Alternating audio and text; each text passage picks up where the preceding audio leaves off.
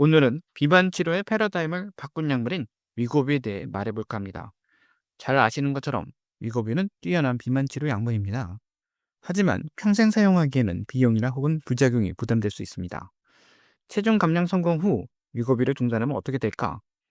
이 부분이 사실 연구자들 사이에서도 중요한 이슈인데 제가 아는 범위에서 한번 소개해 보겠습니다. 위고비는 상품명이고 성분의 실제 이름은 세마글루타이드입니다. GLP-1이라는 호르몬을 모방하는 약물이죠. GLP-1은 인체에서 금방 분해되지만 세마글루타이드는 오래 지속돼서 일주일에 한 번만 투여해도 강력한 식욕 억제 효과를 나타냅니다. 시장 하부에 식욕 조절 및 보상 회로를 억제하는 것이 주요 기전이고요. 위 배출을 지연시켜서 식후 포만감이 오래가고 배가 덜 고프게 만듭니다. 또 인슐린 분비를 늘리고 글루카곤 분비를 줄여서 혈당을 조절하는데요. 이것 때문에 본래는 당뇨약으로 먼저 개발됐습니다. 근데 그 환자들이 체중이 빠지는 효과를 보고해서 결국 비만약으로 다시 나오게 됐던 거죠.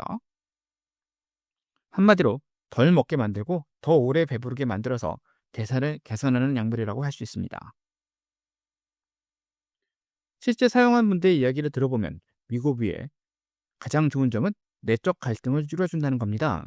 그만 먹어야 한다는 이성과 먹고 싶다는 욕망 사이에 계속 갈등하게 하는데 위고비처럼 식욕과 배고픔을 줄여주는 약물을 사용하면 이런 번뇌에서 벗어나 쉽게 해탈의 경지에 이를 수 있다는 거죠.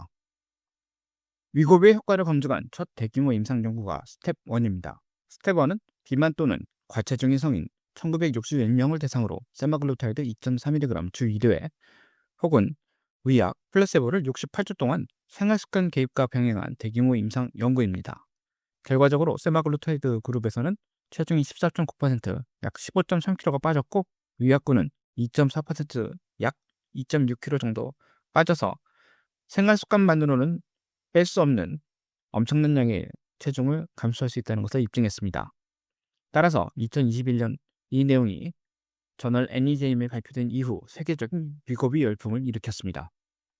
그러나 이런 효과는 부작용 없이 달성되진 않습니다. 가장 흔한 부작용은 위장과 관련된 부작용입니다. 오심이나 구토, 설사, 변비, 복통 등이 가장 흔한데요.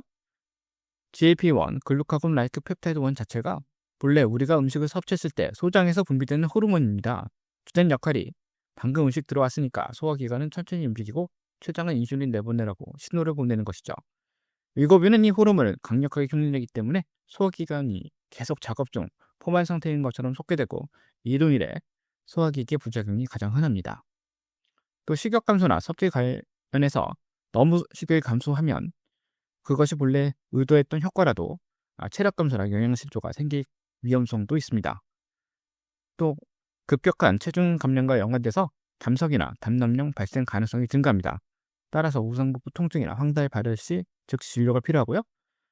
더 드물지만 심각한 부작용으로 췌장염이 있을 수 있는데 심한 상복부 통증이나 구토 동반 시 역시 즉시 진료가 필요합니다. 기타 위 배출 지연이나 탈모 등 몇 가지 또 부작용이 있는데 위 배출 지연 같은 경우에는 내시경을 할 때 좀 문제가 되기 때문에 내시경 검사가 예정이 되어 있는 경우 1, 2주 정도 약을 끊고 하는 것을 권장드리고 있습니다. 위고비를 중단하게 되는 건 이런 부작용 때문이기도 하고 또 계획했던 목표 체중에 도달했거나 더는 체중 감량이 안 돼서이기도 할 겁니다. 경제적 부담 역시 만만치 않을 수 있습니다. 다만 갑작스러운 중단은 절벽에서 갑자기 뛰어내린 것 같은 위험성이 있습니다. 실제 데이터를 보면서 그 이유를 설명드리겠습니다. 위고비의 효과를 입증했던 스텝 1 연구를 보면 처음에는 빠른 속도로 체중이 감소하지만 52주 이후에는 체중 감소가 별로 없습니다. 초기에는 부작용이나 비용을 감수하면서 사용하던 사람들도 중단을 고려할 만한 변화인데요. 이렇게 변하는 데는 그럴 만한 이유가 있습니다. 생물학적 기전을 간단히 살펴보면 열량 섭취가 감소하면 인체에서는 위기 상황을 인식해서 에너지 지출을 줄입니다. 수입이 줄었으니까 지출도 줄여야겠죠. 또 체중이 감소하면 운동 에너지 소모량도 감소합니다. 똑같이 달리기를 해도 똑같이 걸어도 몸무게 가벼워졌기 때문에 에너지가 적게 드는 거죠. 이렇게 해서 줄어든 에너지 수비에 맞춰 에너지 소비도 감소하면서 체중이 더 안 빠지게 됩니다. 위고비에 맞아서 1년 정도 지나게 되면 나타나는 변화죠. 그런데 이때 열량을 다시 공급해주면 이전과 같은 수준으로 열량을 공급하더라도 에너지 소비가 많이 줄어들었기 때문에 남는 에너지가 많아집니다. 남는 에너지는 나중을 위해 모두 지방으로 저장됩니다. 그러면 급격한 요요 현상이 발생하게 되는 것이죠. 68주간 스텝 1 연구를 마친 뒤 위고비를 중단하고 52주간 관찰은 스텝 1 연장 연구를 보면 이런 사실이 잘 나타나 있습니다. 그래프를 보면 아까 말씀드린 것처럼 절벽에서 뛰어내리는 것처럼 급격한 체중 재증가가 이어집니다. 억눌렸던 식욕이 폭발하고 우리 몸은 에너지 지출을 이미 많이 줄인 상태이기 때문이죠. 감량했던 체중의 3분의 1을 다시 회복하는 양상과 함께 혈당, 혈압, 지질 수치 등 대부분의 지표가 약물 튀어준 수준으로 다시 되돌아가는 불행한 상황이 발생합니다. 그러면 위고비 중단 후 1년 후엔 그렇게 되는데 그 이후에는 어떻게 되느냐? 여기에 대한 연구는 아직 많지 않습니다. 왜냐하면 약물 자체가 나온 지가 그렇게 오래 안 됐으니까요.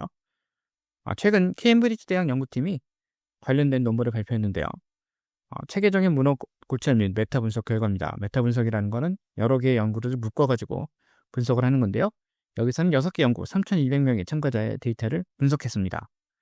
1년이 지나면 감량했던 체중의 약 60% 정도가 다시 증가했습니다. 하지만 최종적으로는 75% 수준에서 체중 회복이 정체되는 곡선을 보여줬습니다. 따라서 치료 전 기저 상태보다는 낮은 수준을 유지하고 일부 대사적 이점이 지속될 가능성을 보여줬습니다. 다만 약물 중단 시 혈당과 수축기 혈압은 다시 상승하는 경향을 보였습니다. 이 그래프를 실제로 보게 되면 다 비슷하죠. 시간이 갈수록 증가 속도가 근데 느려지는 경향이 나타나면서 그래프가 어느 시점에서 수렴할 것 같은 그런 모습을 보여줍니다. 그래서 완전히 본래대로 돌아오는 것이 아니라 결국 체중 증가 속도가 감소하면서 75%에서 수렴하는 양상을 보이기 때문에 장기적으로 봐서 체중을 약간이라도 줄이고 대사 이점을 얻을 수 있다는 것이 연구팀의 가정입니다. 결국 이 연구에서 시사하는 것은 장기적으로 25% 정도의 감량 효과가 유지된다는 건데 이렇게 되는 게 희망사항이지만 사실 그렇게 되더라도 25%가 그렇게 크지 않을 수 있다는 것이 함정입니다. 왜냐하면 15% 체중이 빠진 상태에서 그 안에서 25%거든요. 예를 들어서 체중이 100kg인 사람이 16kg을 줄인 다음에 12kg을 회복하면 96kg이 될 수 있다는 것인데 임상적으로는 의미가 좀 있을 수도 있겠지만 처음 기대에는 훨씬 미치지 못하는 결과죠. 그리고 그 4kg가 5년 후, 10년 후에도 유지될지는 지금 시점에서는 아무도 모릅니다. 약물 자체가 오래된 약물이 아니니까요. 결론적으로 아직은 장기 효과를 장담할 수는 없습니다. 위고비 중단 후 1년 후 감량한 체중의 3분의 2 혹은 60% 정도가 다시 증가하는 것은 잘 알려져 있습니다. 하지만 1년 후에도 그 이후에도 몇 년 동안 완전히 돌아가진 않고 25%는 그래도 유지를 할 거냐? 몇 년은 어떻게 될지는 아직 모릅니다. 희망을 가져본다면 위고비를 사용하면서 식단을 조절을 하게 되는데 조절된 식단이 좀 루틴으로 오래 유지되는 그런 경우죠. 그러면 좀 효과가 있을 텐데 어떻게 될지는 좀 모르는 거죠 아직은.